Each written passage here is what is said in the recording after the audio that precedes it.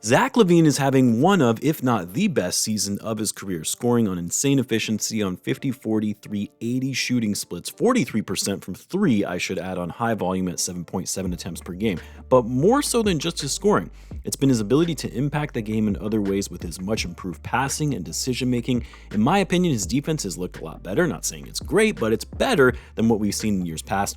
The man can play on and off the ball. He's been professional and bought into the Bulls system despite the new direction of a youth movement that they're going in right now. And yet, despite all of this, there seems to be little to no interest on the trade market for Zach Lavine going into the trade deadline that is now a little less than 2 months away.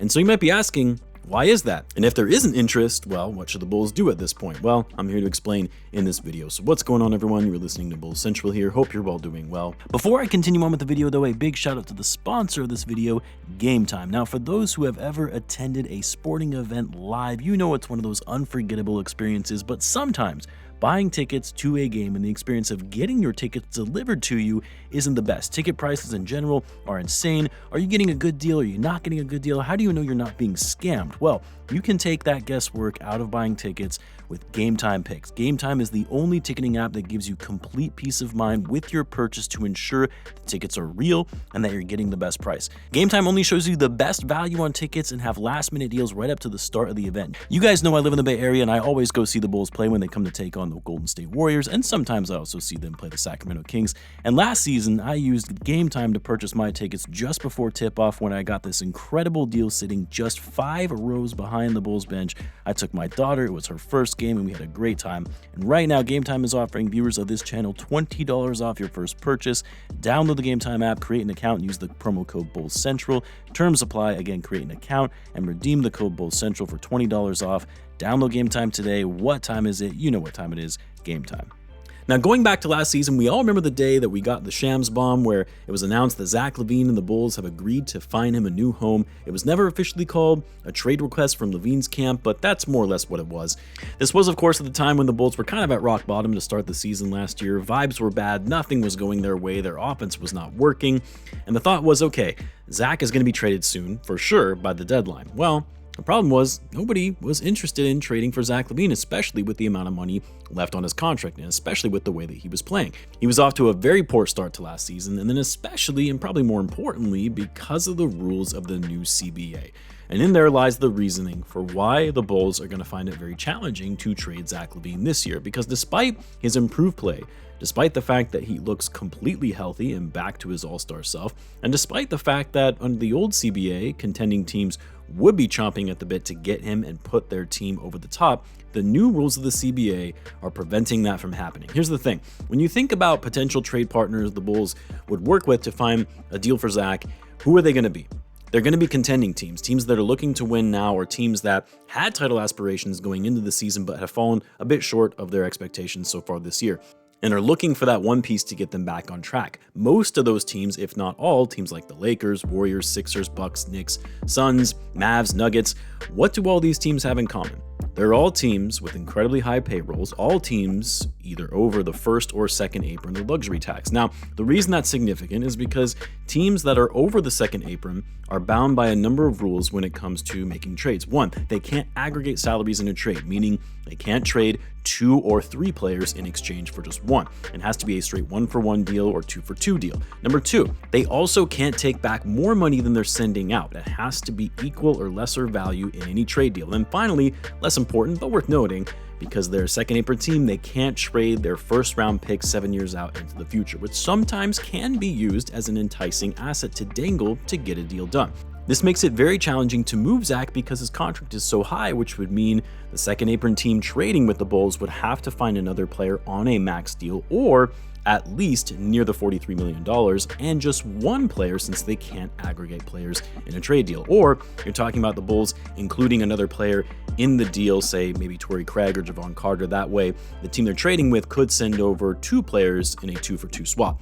But then you're talking about more money the trading team would need to come up with to match those salaries, but not go over the amount. Now, for the first apron teams, they're not as limited as those over the second apron. They can aggregate players in a trade deal, but like second apron teams, they can't take back more money than they send out, and struggling to come up with the right roster spots and the salary to make the money work can be very challenging. So you can see that even despite the fact that Zach is playing at a high level, he's still in his prime. He can be a big contributing piece to a contending team, and there very well could be teams interested in Zach, and they may even be willing to pay him the rest of his contract. Like, they might not have an issue with that contract because you could argue he's actually playing to that level so far this year, but they're not able to come up with a package that will actually work with the new CBA rules. And yes, I'm sure some will say, well, why can't they just trade him to a team that isn't over the luxury tax or even has cap space where they could aggregate players in a trade or are able to take in more money than they send out? Those are all teams that wouldn't make sense for them to pursue a player like Zach Lavine. You're talking about teams like the Hornets, Pistons, Blazers, Wizards. These are teams that are rebuilding and looking to stockpile draft assets and young players. They're not going to be willing to give up draft picks or young players to send to the Bulls, which is what the Bulls want, to bring in a player like Zach Lavine on a max contract. No, it's going to be those contending teams that already have a high payroll, and it's what makes trading Zach Lavine so tricky. Vucevic is a different scenario, although I would argue despite the fact he's having one of his best seasons, the Bulls may still be hard-pressed to move him for the same reasons they have with Zach Lavine.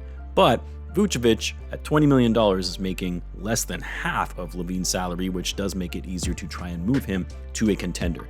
And so I started thinking about this more and more, where you're like, what should the Bulls do? Because you would think they would be in a better scenario right now with trying to trade Zach than they were in the offseason, but it doesn't really appear that way at all. Guys like Brian Windhorst, Jake Fisher, they're saying they're not hearing anything in terms of teams showing interest in Zach Lavine. And if the Bulls aren't anywhere close to trading Zach than where they were in the offseason, and if it means trading Zach simply to dump his salary or worse, attaching assets just to move off of his contract, then no, the Bulls should not trade him. He's playing too well to just ship him off for pennies on the dollar or giving up picks to get off his contract. Like, at this rate, Zach is playing well enough. He's been a great presence on the team, professional. He obviously fits the offense well. DeMar's not here anymore. A big reason the Bulls wanted to trade Zach is so they could actually make room to sign DeMar as a free agent. DeMar's gone. So no, don't trade him. Not unless you at least can get something decent in return. And no, I'm not about this life where the Bulls should just trade him at all costs to accelerate the tank and keep their pick. Not if it means losing picks just to ship him out. That defeats the whole purpose of tanking if you're trying to rebuild by giving up future assets to get rid of one of your best players. So yeah, I'm kind of in this weird place right now because I obviously think it makes sense for the Bulls to trade Zach and Vooch for that matter, just because neither player fits the long-term timeline. And I think trading both of these guys rips off the Band-Aid and you commit to the rebuild and prioritize your younger players. But at the same time, if the Bulls aren't able to find trades for these guys, it doesn't make sense to dump them for the sake of dumping them if it means giving up some of your future to do so. They should not be that desperate. So yeah, Bulls are in a tough spot. And at this point, I wouldn't be surprised if Zach is still in the Bulls uniform after the trade deadline and the Bulls revisit this discussion over the offseason when his contract might be a little more tradable with the increase in salary cap next season and also having just 2 more years left on his deal. But I would love to hear what you guys think though. Let me know in the comments. As always, be sure to subscribe and I'll see you in the next one.